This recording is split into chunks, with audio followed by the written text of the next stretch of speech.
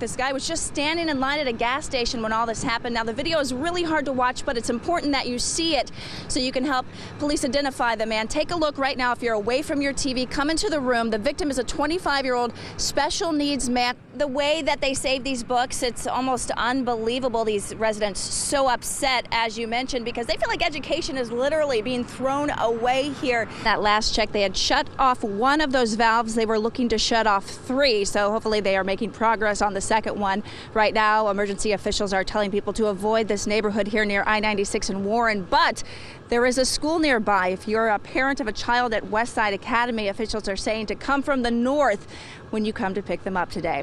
Reporting live from Detroit's southwest side, I'm Amy Andrews. Now let's go to Roop Raj, who is taking a look at another side of this massive water main break. Roop? Well, that's right, Amy. With the preview, and Amy, you're down in. I know you hope to get some, nice little playoff merchandise maybe a little later. I sure hope so. The D Shop's not quite open just yet, but it looks like the folks are in there getting ready. The Tigers, no doubt, ready for redemption after that disappointing collapse on Sunday. But what we were talking about in the newsroom this morning? It's almost better that they lost at least one game. This way they can stay warm heading in to the World Series. Sometimes it's great to just get away from the hustle and bustle and breathe the fresh country air. That's what I was thinking as we rolled up into Metamora this morning. It is a huge weekend for this small village with the Metamora Country Days and the Hot Air Balloon Festival today and tomorrow. We're going to talk about that all morning long during our Zip trip. But first, let's get a feel for the town. Tigers fans we spoke with this morning remain optimistic, despite the fact the team has wasted 2 brilliant performances by their aces. The big question, will Tigers fans buy those World Series tickets that go on sale at noon today? Early this morning, some would-be thieves slammed their full-size man into the side of the CVS, but police tell us they didn't find what they were looking for. Jo Rambis stopped by her neighborhood CVS on Kelly and Woodland this morning to pick up her prescription. But instead of a pharmacist, she was greeted by broken glass and twisted metal.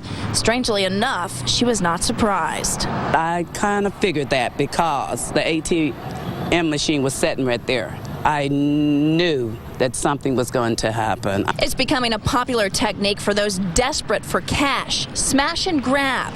Several suspects rammed a stolen Ford Econoline van into the side of the drugstore just before 6 this morning.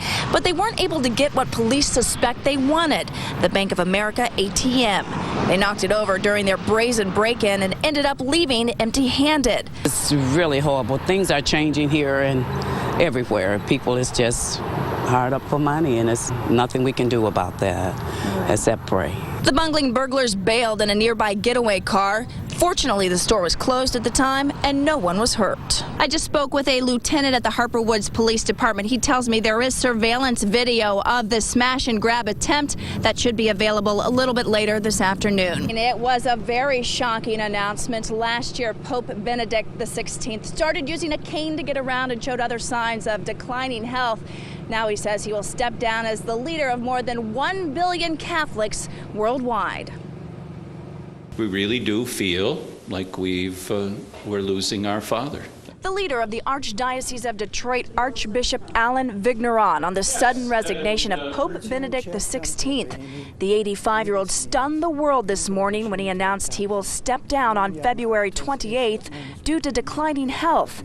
Pope Benedict, who was elected in 2005 after the death of Pope John Paul II, is the first pontiff to step down since Gregory XII in 1415. This decline of health and ability in the Holy Father that has, by his judgment, merited his laying aside this office is certainly something that makes all of us very, very sad. While many are saddened to see the Pope retire, some local Catholics are looking forward to a fresh start. I think it's wonderful for the whole church. I mean, he's up there in age and everything else, so... Some new energy? We need new life. He has good reason, his health, his vitality, and realizing that in this modern age, the church at this point needs someone with more energy, and I applaud him for that. I think that's wonderful. I think health would be a very admirable and genuine reason for stepping down and letting somebody else take over. And the Vatican will now hold what's called a conclave. They hope to elect a new pope by mid-March. 24-year-old Jonathan Sales pleaded not guilty to one charge of involuntary manslaughter when he appeared in front of a judge here at 38th District Court in East Point earlier today. Sales was supposed to be monitoring a remedial swim class at East Detroit High on November 8th when students informed him 14-year-old Kyer Swift was having trouble in the pool. Now, according to Macomb County Prosecutor Eric Smith, Sales was in the bleacher area and went to change into his swim clothes before assisting Swift in the pool. A school administrator ended up jumping in his suit and pulled Swift from the water. He was resuscitated and spent several days on life support before passing away. If you're a bad math teacher, nobody dies. But when you start lying about, a life-saving certificate in a swim class, then you're really putting people's lives at risk. We looked in long and hard into charging the school district as well. But you have to show gross negligence, and we certainly believe that the school district showed negligence in this case. The judge ordered a $25,000 personal bond for Sales. He is due back in court on March 19th. Good morning, guys. The city and creditors UBS and Merrill Lynch have entered into a settlement resolving all claims related to pension swaps deals. Detroit has filed a motion to approve the settlement, but a bankruptcy judge must give the green light. The settlement represents a significant discount from the $286 million termination payment the city would otherwise owe in connection with the swaps. Emergency manager Kevin Orr says yesterday's proposed settlement amount of $85 million will save taxpayers roughly $200 million.